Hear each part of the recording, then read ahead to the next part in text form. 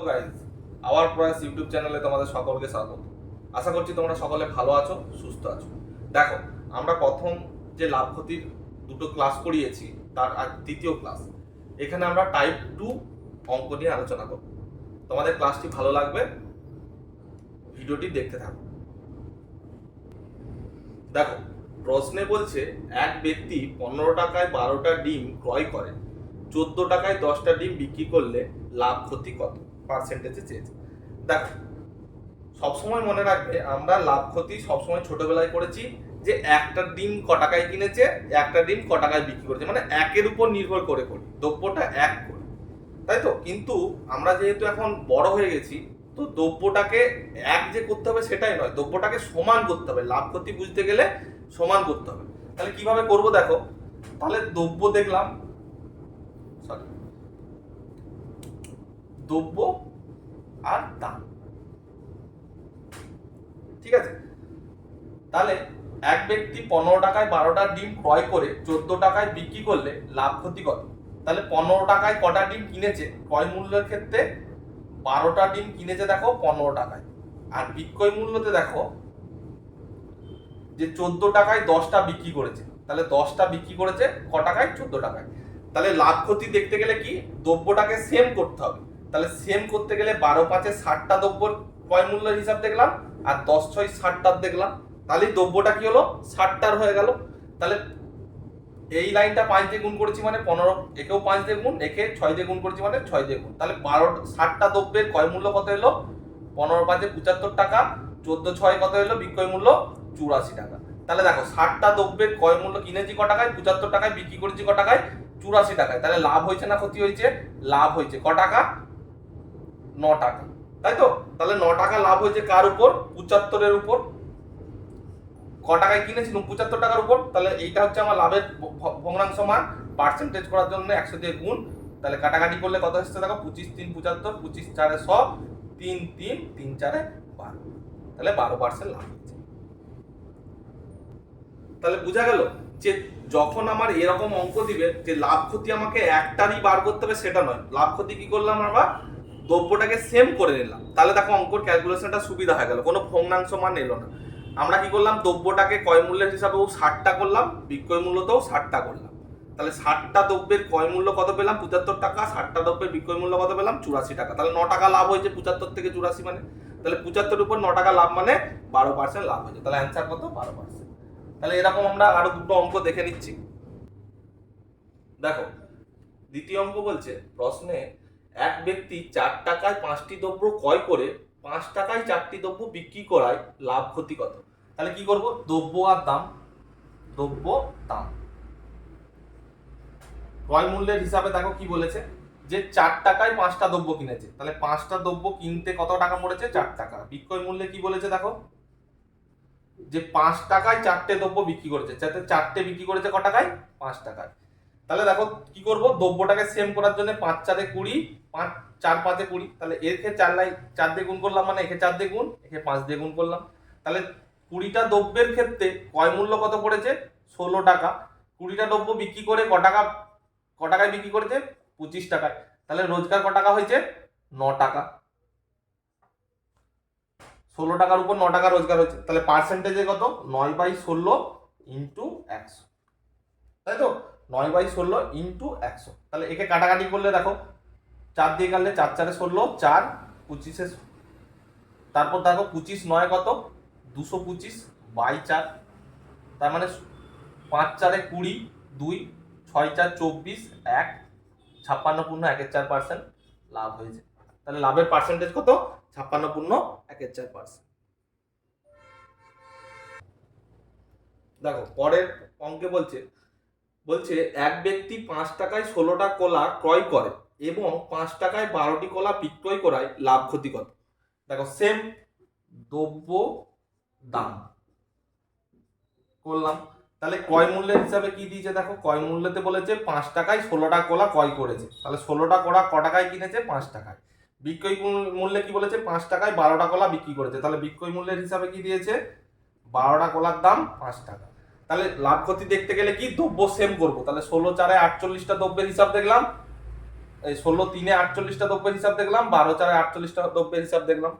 তাহলে একে 3 দিয়ে গুণ করতে হবে, একে 4 দিয়ে গুণ করতে হবে। এই লাইনটা 3 দিয়ে গুণ করেছি, একে 4 দিয়ে গুণ করেছি, তাহলে 15 টাকা আর এটা হচ্ছে 20 টাকা। তাহলে দেখো ক টাকা লাভ হলো, দেখো 20টা দ্রব্যের 48টা দ্রব্যের ক্ষেত্রে 5 টাকা লাভ হলো।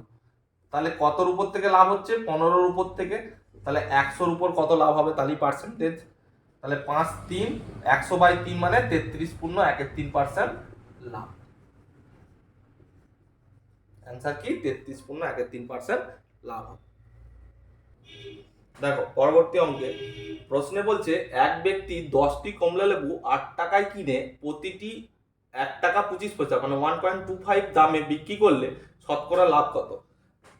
তাহলে দ্রব্য দাম ক্রয় মূল্যের কি হিসাব দিয়েছে দেখো, 10টা কমলা লেবু কিনেছে 8 টাকায়, তাহলে 10টা কিনেছে 8 টাকায়। বিক্রি করার সময় দেখো প্রতিটি 1.25 দামে, তাহলে প্রতিটি বিক্রয় মূল্য, প্রতিটি মানে কি একটা, দাম কত দিয়েছে বিক্রি করার সময়? 1.25। তাহলে দেখো লাভ ক্ষতি দেখতে গেলে দ্রব্য সমান করতে হবে। এখানে 10 আছে মানে এটাও আমি 10 করে দিলাম, তাহলে একেও আমি 10 করলাম। তাহলে কি এলো? 10টা কিনেছে আমি 8 টাকায়, বিক্রি করার সময় 10 × 1.25 মানে 12.5 টাকা, তাই তো? তাহলে ক টাকা রোজগার করলাম আমি? 10টার ক্ষেত্রে 4 টাকা 50 পয়সা, 4.5 টাকা। তাহলে লাভ, পার্সেন্টেজ অফ লাভ কি হবে? 4 টাকা 50 পয়সা লাভ হয়েছে কার উপর থেকে? 8-এর উপর থেকে। 100-র জন্য কত বার করো। তাহলে আমি যদি 4 দিয়ে কাটি, 4 2 4 25, তাই তো? এবার তাহলে কি এলো? 25 × 4.5/2, তাহলে 25 5 কত? 125, 12, 25 4 100, 100/12 112, পয়েন্ট একটা রইল /2, 112.2, তার মানে কত এলো? 56.14%। অ্যান্সার কত? 56.14। দেখো আমরা লাভ ক্ষতি টাইপ 3-তে এসেছি। এখানে বলছে যে 16টি দ্রব্যের ক্রয় মূল্য 20টি দ্রব্যের বিক্রয় মূল্যের সমান, তবে লাভ ক্ষতি কত? এরকম অঙ্কগুলো আমরাকে একটা অন্য টাইপের হিসাবে ধরছি। তো এই অঙ্কগুলো আমরা দেখি।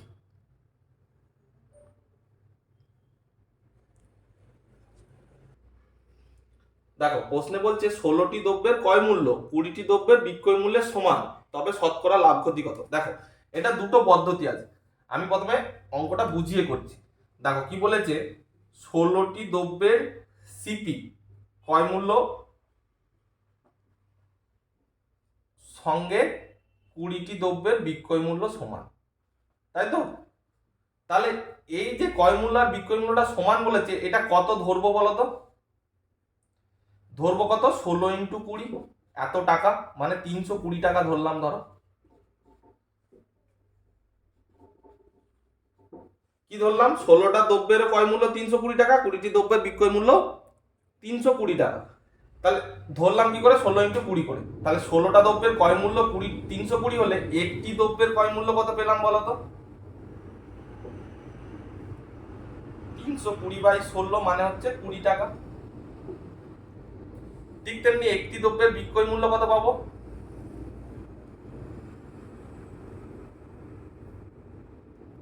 320/20 মানে 16 টাকা। দেখো কি এলো ব্যাপারটা, দেখো একটা দ্রব্যের ক্রয় মূল্য এই মানটা চলে এলো, আর একটা দ্রব্যের বিক্রয় মূল্য দেখো এই মানটা চলে এলো। বুঝা গেছে? তাহলে 20 টাকা এলো ক্রয় মূল্যতে, বিক্রয় মূল্যতে এলো 16 টাকা। তাহলে লাভ হলো না ক্ষতি হলো? ক্ষতি করেছে দেখো 4 টাকা, 4 টাকা ক্ষতি করেছে। তাহলে পার্সেন্টেজ অফ ক্ষতি কি হবে? 4 টাকা ক্ষতি করেছে কার উপর? 20-র উপর। 20 টাকাতে ক্রয় মূল্যের উপর ক্ষতি করেছে, 100-র জন্য কত? তাহলে কত পার্সেন্ট? 20% ক্ষতি। ঠিক আছে, 20% ক্ষতি হয়েছে। ঠিক আছে, এই অঙ্কটা আমি যদি শর্ট ফর্মে করতাম তাহলে কি করে করতাম দেখো। এই অঙ্কটার ক্ষেত্রে কিভাবে করতাম দেখো, নিচে যটা বিক্রয় মূল্যের দ্রব্য দিয়েছে সেটা লিখতাম। বিক্রয় মূল্যের দ্রব্য কটা দিয়েছে? নিচে লিখতাম বিক্রয় মূল্যের দ্রব্য, বিক্রয় মূল্যের দ্রব্য, আর উপরে কি করতাম? পার্থক্য। কিসের পার্থক্য? ক্রয় মূল্য আর বিক্রয় মূল্যের দ্রব্যের পার্থক্যটা করতাম। তাহলে দেখো কি আসতো, 16 আর 20 পার্থক্য কত, 4। বিক্রয় মূল্যের দ্রব্য কটা, 20টা। ঠিক আছে, এইটা করতাম। এইটা ভগ্নাংশ মান পার্সেন্টেজ করার জন্য 100 দিয়ে গুণ, তাহলে 5 20%। এবার লাভ হয়েছে না ক্ষতি হয়েছে তুমি বলো। দেখো 16টা দ্রব্য যে টাকায় কিনেছে, 20টা দ্রব্য সেই টাকায় বিক্রি করেছে, তার মানে টাকাটা কম পেয়েছে, তার মানে ক্ষতি হয়েছে, তার কি হয়েছে, তার ক্ষতি হয়েছে। এইটুকু মাথায় রাখতে হবে যে কি হচ্ছে, ক্ষতি হচ্ছে না লাভ হচ্ছে। দেখো প্রশ্নে বলছে 6টি দ্রব্যের ক্রয় মূল্য 5টি দ্রব্যের বিক্রয় মূল্যের সমান হলে শতকরা লাভ ক্ষতি কত। দেখো এই শর্ট ফর্মে তোমাদের কেউ করাবে না, তাহলে কি বললাম যে নিচেতে লিখবো বিক্রয় মূল্যের দ্রব্য, বিক্রয় মূল্যের দ্রব্য, আর উপরে কি করব, ক্রয় মূল্য দ্রব্য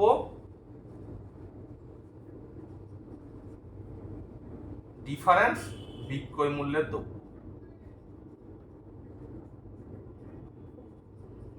তাই তো, ডিফারেন্স মানে যেটা বড় আছে সেখান থেকে বিয়োগ করব। তাহলে ক্রয় মূল্যের দ্রব্য কটা দিয়েছে, 6টা। বিক্রয় মূল্যের দ্রব্য কত দিয়েছে, 5টা।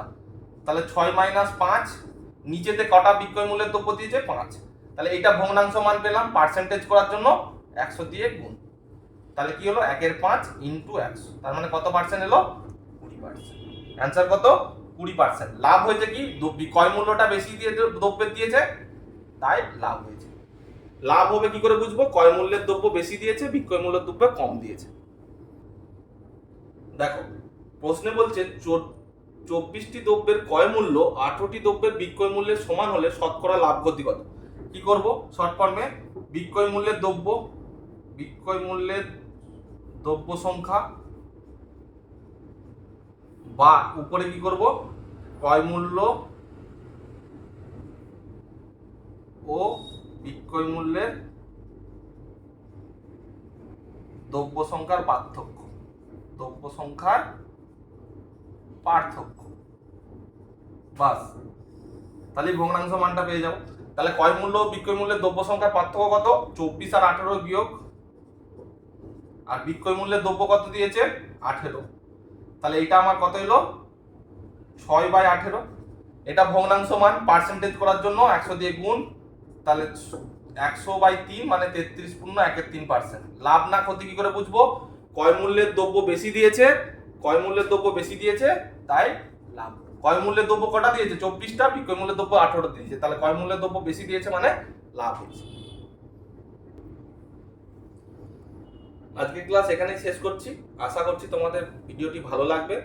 টাইপ 2 এবং 3 একই রকমের প্রায় অঙ্ক, দেখে নিও। তোমাদের এই অঙ্কগুলো পরীক্ষায় বারবার আসে, তোমরা এগুলো যদি খাতায় দুবার করে নাও মনে রয়ে যাবে এবং প্র্যাকটিস করতে থাকো। সামনে যে পরীক্ষাগুলি আসছে সেখানে দেখবে এর থেকে কমন পেয়ে যাবে। ধন্যবাদ, লাইক ও শেয়ার করে দিও।